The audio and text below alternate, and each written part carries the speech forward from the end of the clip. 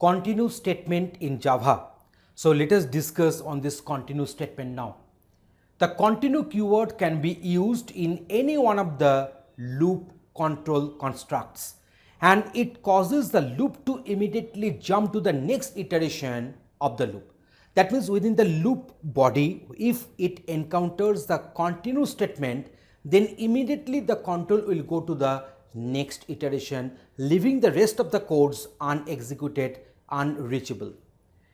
So in a for loop, the continue keyword causes control to immediately jump to the update statement.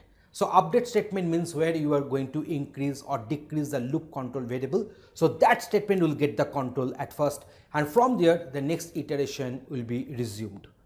In a while loop, or in case of do while loop, the control immediately jumps to the Boolean expression to check the next condition. So here is one flowchart. So you can find that conditional code is there, and there is the condition. If the condition is true, then the conditional code will get executed once again. In this way the looping is taking place. If the condition is becoming false, then it will come out from the loop and the next codes will have the execution. But this conditional code may have the continue statement, and whenever such continue statement will be encountered, immediately the rest of the conditional code will remain unexecuted, unreached, and then control will come to this condition to check for the next iteration. So this is the purpose of continue statement in our Java program body. So let us go for one demonstration, practical demonstration, to give you a better idea of the usage of continue statement in our Java program. In this demonstration, we are discussing about the continue statement, how to use continue statement in our Java code.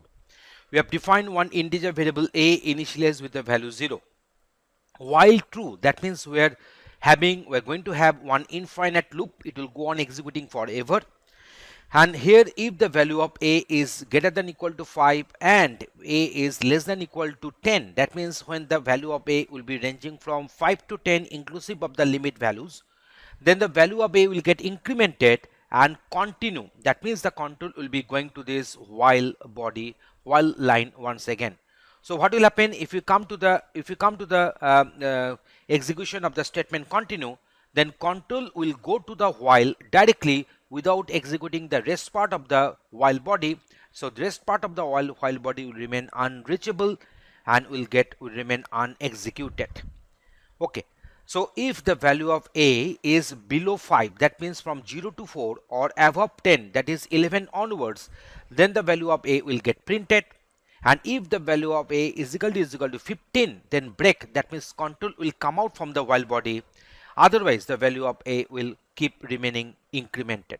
So let us go for the output. You can find that when the value of a is equal to 0, 1, 2, 3, 4, this line is getting control, because a greater than equal to 5 and a less than equal to 10, this condition is becoming false, so continue could not get executed. But for a is equal to 5 to 10, this particular if was true, and then a got incremented, but the rest part of the code remain unexecuted, so the value of a could not get printed. Continue make the control go to the while statement once again back. But when the value of a will become 11, then the control will come to this line, so value of a will get printed. So 11, 12, 13, 14, 15. When the value of a will be equal to 15, then break is actually breaking this, breaking this particular block, and control will come out from the while body, and next statements whatever are there in the respective code will get executed. So let us put one statement here so that you can feel that really that statement is getting executed.